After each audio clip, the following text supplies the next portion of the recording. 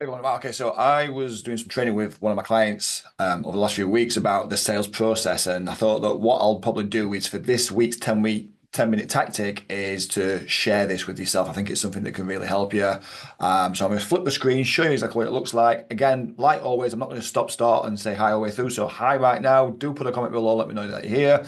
Any questions that you have, put them in the comments. I'll jump into the comments later at the end and we can go through them as well. But this is a great process for helping you with your sales process. Let's go. So let's move to the screen so you can see this. Right. So it's a 5-step process. And the idea is that the first step is that you need to plan. So really what you've got to think about is a few things about who it is that you're trying to target. Who is your perfect future client, the ones that's going to, not grumble when you ask for the high ticket price, the ones that's not going to be demanding, that's going to know that you're the expert and get out of your way and let you do the magic. They're the absolute ideal future clients for you, perfect future clients. Now, in order for you to identify who they are, there's a few things that you need to know. So the first thing we need to know is what's the problems that they're facing right now. If you don't know the problems, you don't know what you can solve. If they don't have any problems, if they're not problem aware, it's going to be really difficult for you to try and sell them something because you're going to have to try and convince them that they've got a problem first. Next is understanding what it is that they actually want. So they've got a problem, they are looking for a solution, or they are solution aware. What is it that they actually want? From there, you know what's going to cause frustrations for them. So it's relatively easy for you to create something that they desire. Ultimately, what you need to identify is what it is that they fear and what they aspire to have or be or whatever it is that they want to be. The next thing that you need to do is you're going to find out where these people spend their time.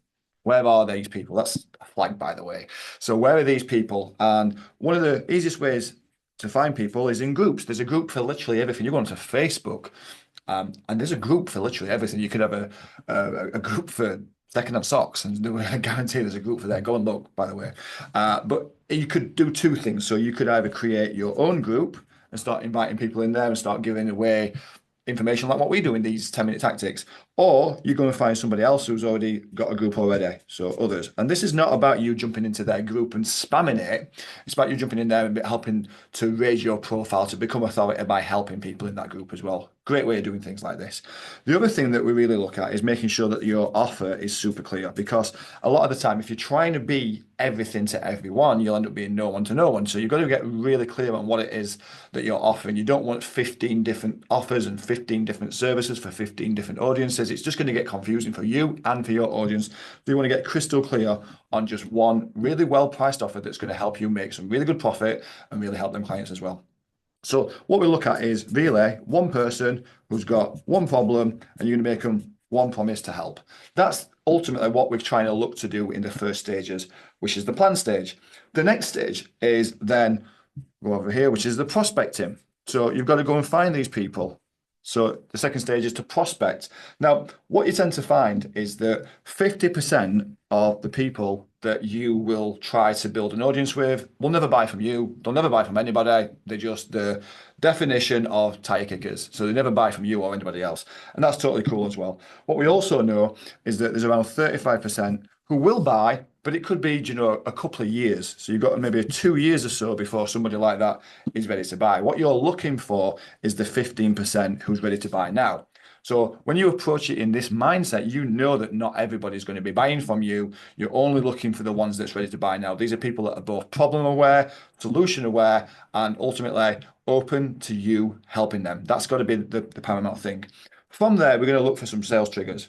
And sales triggers are really just about you looking for ways to start conversations. That's what a sales trigger is. It's about you seeing if they've posted about an award, some exciting news, something that's happened. It's something that you can use to start a conversation.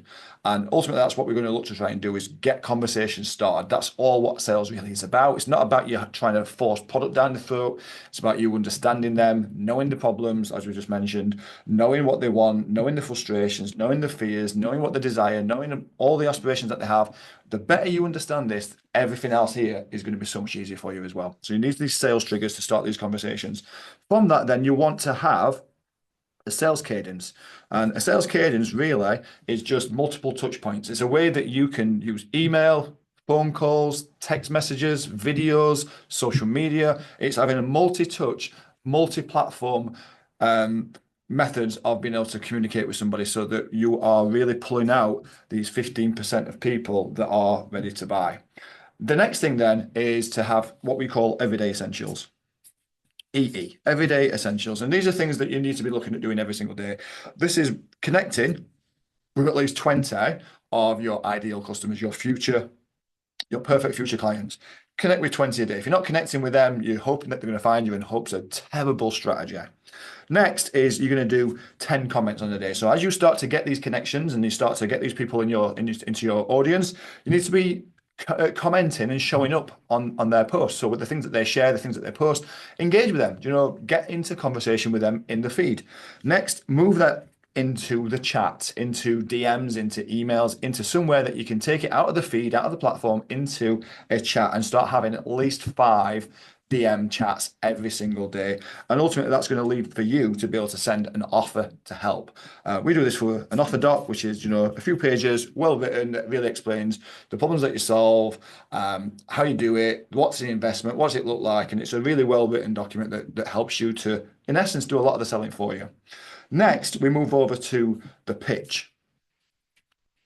Because if you're not pitching, you ain't winning. Now, what tends to happen a lot of the time is you'll have a lead that comes in. So you're prospecting, you get a lead, and they'll say, sounds interesting, send me a quote. You put a load of effort in, you waste half a day putting a quote together, you send a quote, they ghost you. So what we want to do is make sure from now moving forward, you never ever send a quote again. You're not going to send no quotes. What you're going to do is you're going to present it instead. So you're going to use either a video, a Zoom, in person if possible, but you're going to present the quote. You're never going to send a quote again. You have to present it to them. And that's really to make sure that in there, it's like, well, you said that this was the pains that you were facing. We can do that. So here's what we provide you. You said that this was causing you a frustration. So here's what we put together, and here's how we can help you. And this is what we don't want to happen. And ultimately, we know that by putting this together, we've got a solution that can really help you. We're a really good fit. It's about you structuring it in a way that ensures that you give them the right information. Now, what you want to do is when you get these leads coming in at this stage here, when you come to present the offer, the proposal, the quote, or whatever that might be, you want to use what we call an upfront contract. This is something that was coined by Sandler, which is a sales training platform or company. And really what it's about is when you end that first, could be a discovery call, could be a communication when they ask you for the quote or the proposal.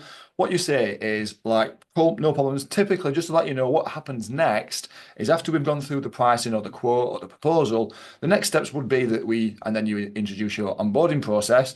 But obviously only if you're happy with everything that we talk about in that proposal. Is that okay for you if we do that? What you're really doing is you're getting them as a soft close right there.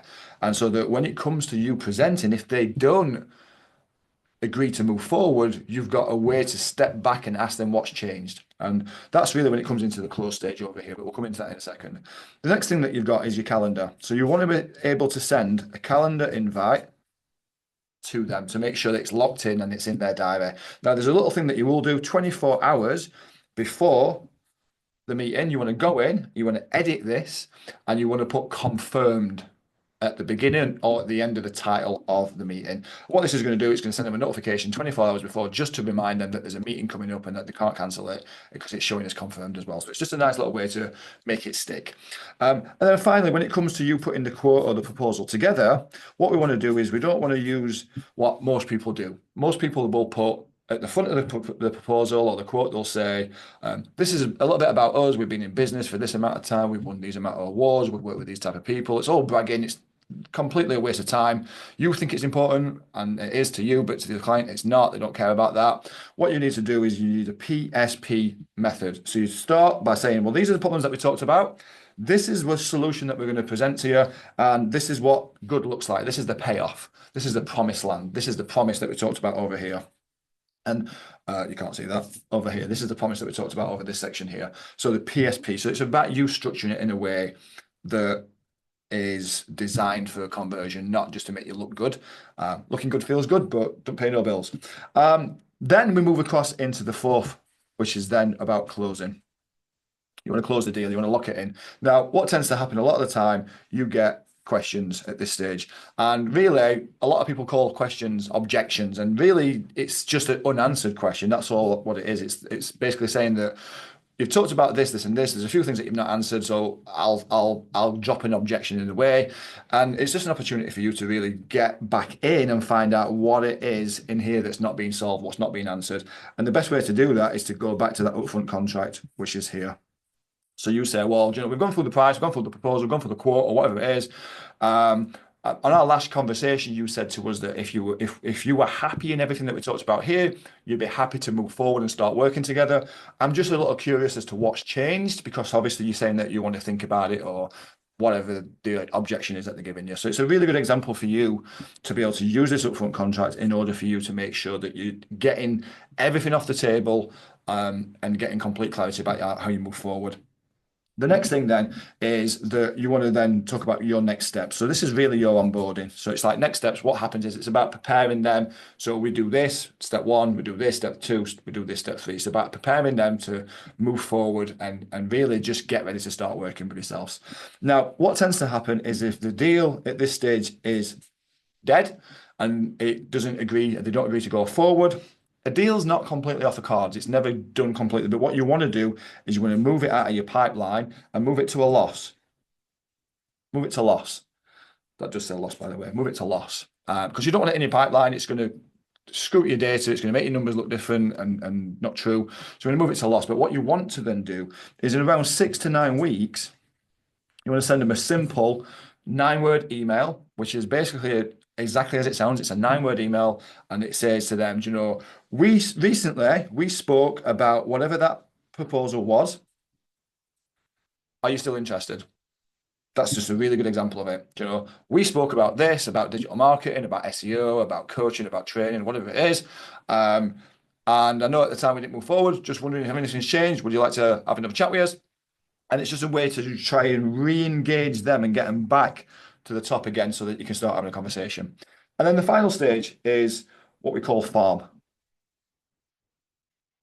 And farming is really about you maximizing your relationship with that client that you've got. It's called customer success. It's looking at all the customers, and you number your customers that you're working with, and you take them all down here on this side. And across this side, you list all the different services and products that you've got. And you put a little tick box. You say, okay, so customer 2, they've got this, and they've got this, but they don't have any of these here. This customer 5 has got this, this, and this, but they don't have any of this. And really what you're looking at doing is saying, can we help these customers by providing these services that they don't already have from us? And I want you to think about it like Apple. Apple don't sell you an iPhone and then leave you alone. They sell you an iPad, a MacBook, an iWatch, an AirPods, and each of these products all work fantastically well independently. But when you put them together, they work even better. And that's what you're looking at doing here is you want that client, because remember, these are your perfect future clients. You want them to get the best results possible from working with yourself. And the way that they do that is by taking more services, more products, and really stacking it out. For you, it becomes super profitable. For them, it becomes super really beneficial because they get really great results as well. So that's one way of doing it. Another thing that you can do is a case study. So you talk about, again, the PSP side of it. This is the problem that they had. This is the solution that we gave them. And the payoff was this. This is the promise. You talk about referrals. Interesting. Can't spell. Referrals. 87%. This is a staggering stat, by the way. 87% of companies say they will give a referral, yet only 11% of people ask. Staggering. So you've got to start asking for referrals. If you don't ask for them, you're never going to get them. So make sure that you do ask for the referrals. And there's lots of different tips and techniques. You've got to prompt them and sometimes guide them, but there's so many different ways of getting referrals from the clients that you're working with. And then finally, setting up some kind of affiliate. Can't spell today. Oh, I don't know what I'm doing because I'm talking at the same time. But you want to set up some kind of affiliate scheme where the clients that you're working with will be incentivized for a joint venture or some kind of affiliate scheme where they'll make some money from the things that you're doing as well. Because if you've blown them away with what you do, they'll want to tell other people about you. And why would they not want to get incentivized for doing it as well? So there's the sales process. It's a real slick system. If you need some help with this, I've got structure, I've got frameworks, I've got scripts for all of these different areas, and it's the things that I do when I work with my clients as well. So if you do need a hand with this, just drop me the word sales or DM me the word sales, and we'll jump on a call, find out what it is that you need right now, put it all together, show you how it can work, and if it if we think it's a good fit for each other, great, and if not, well, cool, take what you've got, apply what you can, and maybe in the future we'll work together as well. But yeah, hope you've enjoyed that. Look out for the next video soon, guys.